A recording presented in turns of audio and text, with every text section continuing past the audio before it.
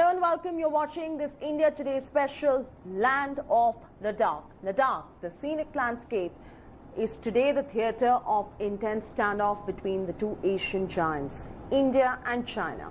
While quiet on the surface, it has been a flashpoint several times in recent history. But why is China becoming more belligerent and trying to change the status quo? Watch this report.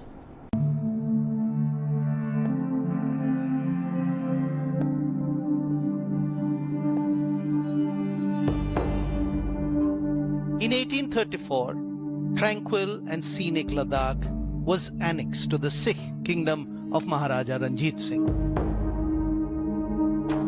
In 1846, Jammu and Kashmir became a princely state owing allegiance to the British Crown, and Ladakh became a part of J&K.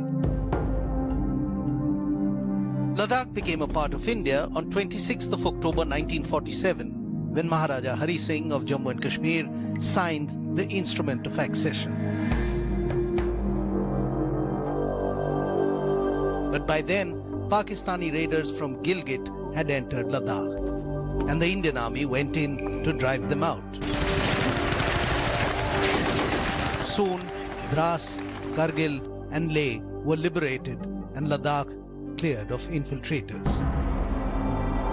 In 1948, Pakistani raiders once again invaded Ladakh and occupied Kargil and Zanskar, reaching within 30 kilometers of Leh. Reinforcements were sent in by air, and once again, the invaders were driven away. Tensions in Ladakh peaked again in 1962 when China occupied Aksai Chin. It was in 1963 when Zulfikar Ali Bhutto became the foreign minister of Pakistan for the first time, and one of his first actions as FM was to sign the Sino-Pak Boundary Agreement. By the terms of the agreement, Pakistan ceded 5,180 square kilometers of Indian territory occupied by Pakistan to China. Ever since, China has maintained that the total 43,000 square kilometers of Ladakh that it occupies is actually a part of the Xinjiang Uyghur Autonomous Region. Between India and China, there lies 3,500 kilometers of line of actual control.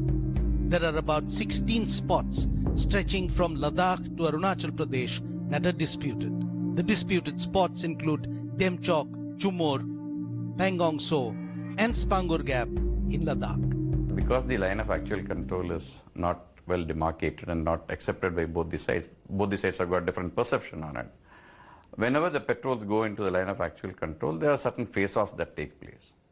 There are a number of mechanisms that are in place to actually overcome this kind of face-off. We have 93 agreement, 1996 we had an agreement, 2005 we had the political parameters agreement, and 2013 we had the border defense cooperation agreement. These are all agreed upon basically to reduce the kind of incident that we see along the border. Irrespective of that, sometimes the patrols come for a face-off.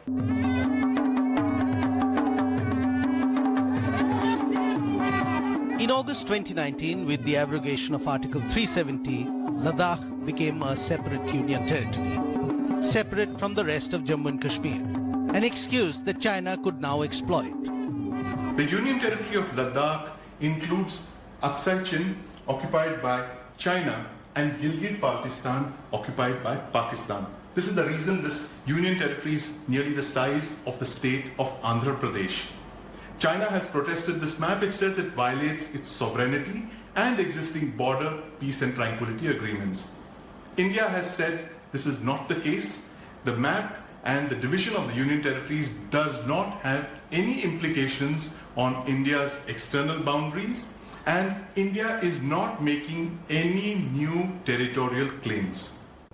The Galwan Valley, situated in Ladakh region, is considered a great point of great strategic importance, and it has also been at the forefront of the recent border row which turned into a violent confrontation, killing 20 Indian soldiers. The valley derives its name from the river Galwan, which originates in the Karakoram range through Aksai Chin and eastern Ladakh to join Shyok River inside the territory claimed by India to form an upstream tributary of Indus River. But where does the name Galwan come from? Watch the next report for more details.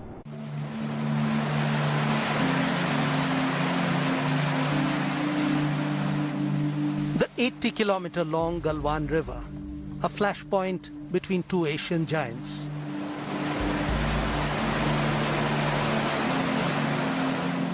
The valley got its name after a mission to the Pamir Mountains in Tajikistan back in 1892. Charles Murray, the 7th Earl of Dunmore and then a lieutenant colonel in the British Army, along with his caravan, was on an expedition. He faced bad weather and they strayed away from the traditional routes in Aksai Chin. When we talk about the ancient trade route to Kashgar, this was the route that was used, because that route that went from Saserla to Sasalma, that used to be covered in snow. A new route was discovered by his grandfather, Galwan, Rasul Galwan. It was then that a young Ghulam Rasul Galwan stepped up to find a possible way out of this maze. Much to the amazement of Murray's team, the young boy used his knowledge of the treacherous terrain to find a safe route to save the expedition. Galwan रसूल जो ना मेरा दादाजी है वो 1892-93 में वो गलवान घाटी वहाँ पहुँच गया था। तो अंग्रेज़ों के साथ उन्होंने टेक किया और अंग्रेज़ों ने एक्सप्लोर करते हुए उनका रास्ता बिगड़ गया। तो उन्होंने वहाँ से गलवान नाला जो अभी बता रहा है, वहाँ से जगह निकाल के काफिले को सही सलामत दूसरे जगह पर पहुँच गया। तो अंग्रेज़ों ने सरफाना यंग आसमान और मिस्टर लिटिल डिल वगैरह ने उस जगह का नाम गलवान नाला रखा। Murray was so pleased with Galwan's efforts that he decided to name the newfound passage as the Galwan Nala and the valley as Galwan Valley. At a time when the so-called great game was on in full swing and major powers of the world were jostling for domination of Central Asia, the British in India was fearful of Russian expansion into the Tibetan plateau. So from time to time, expeditions were mounted to survey the routes into Tibet and gather intelligence on the ground. And for this, what was needed were local guides, like Ghulam Rasul Galwan. Born in 1878 into a poverty-stricken family, the young Ghulam, to earn a living, joined the long-distance and perilous expeditions at an early age of 12.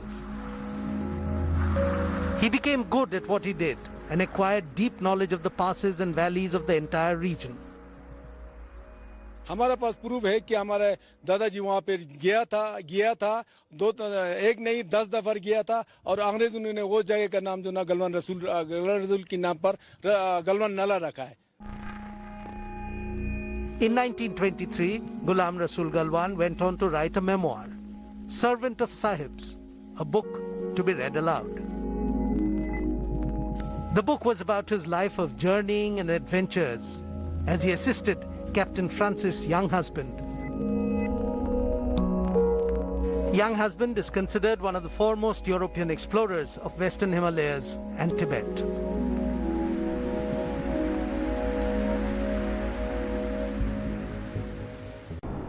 One of the most likely triggers cited for the Chinese army targeting the Indian territory along the line of actual control in eastern Ladakh is the construction of the Darbuk Shok Daulat Beg Oldie all-weather road.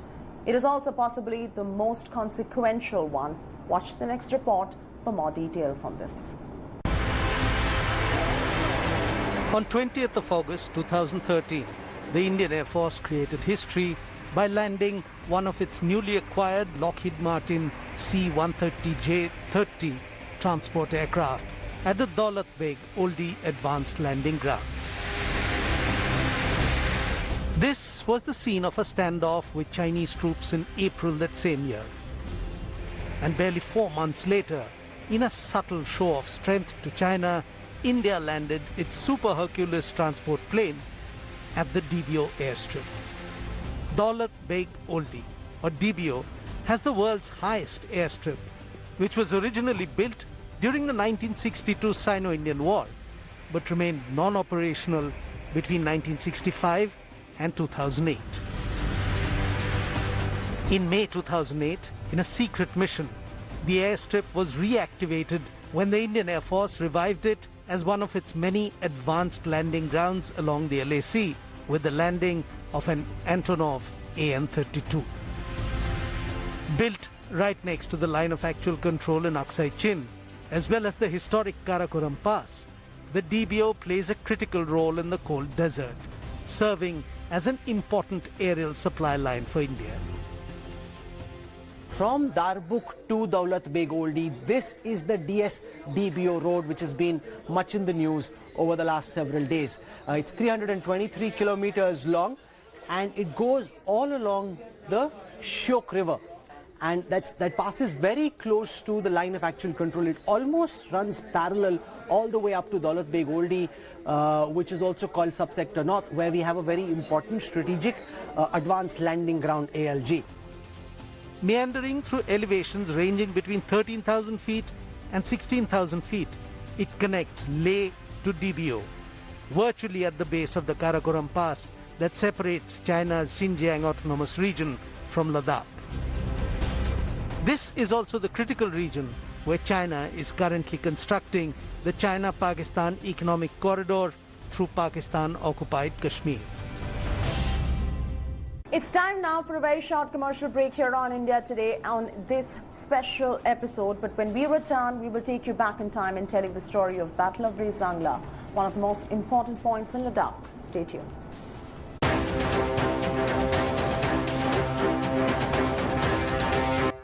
In the 1962 Sino-Indian War, the Chinese had the advantage over India across two fronts. One at the Northeastern Frontier Agency, or NEFA, that is Arunachal Pradesh now, and also in the western sector in Ladakh.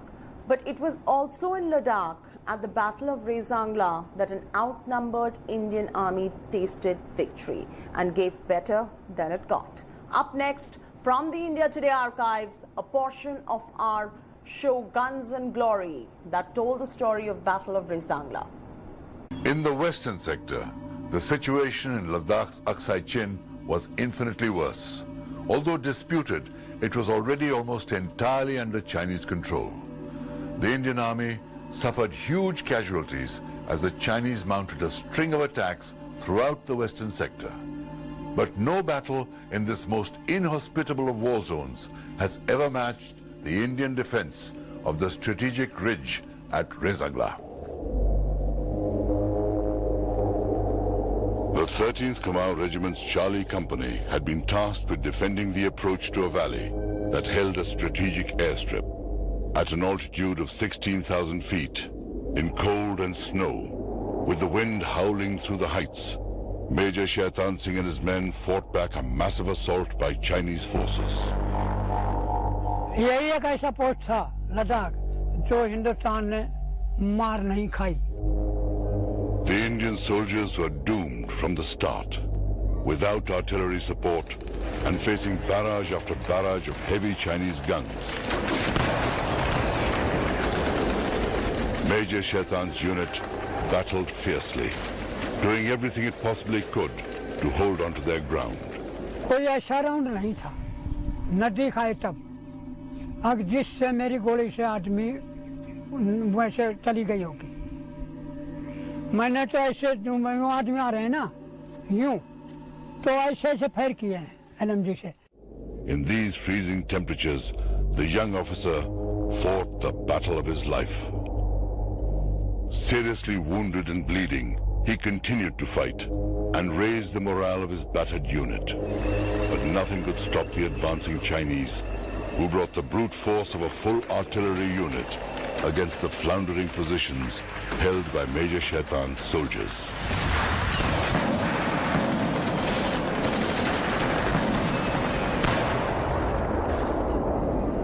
हमारे जवान के किसी के पीठ में गोली नहीं लगी, एकदम आगे से गोली लगी हुई जिसके भी लगी हुई है. और ये मिसाल है 13 कमाऊ का जवान के कोई पीठ में गोली नहीं लगी. Till his last breath, Major Shaitan Singh remained in battle position, hand on the trigger of his weapon.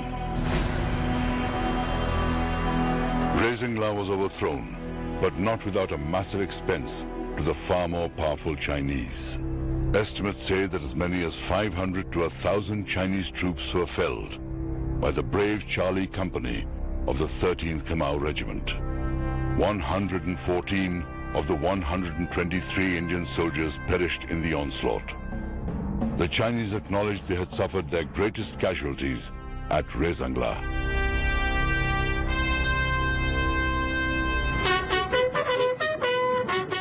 When Major Shaitan Singh was posthumously awarded the Paramveer Chakra, his citation read, "For every man lost to us, the enemy lost 4 or 5.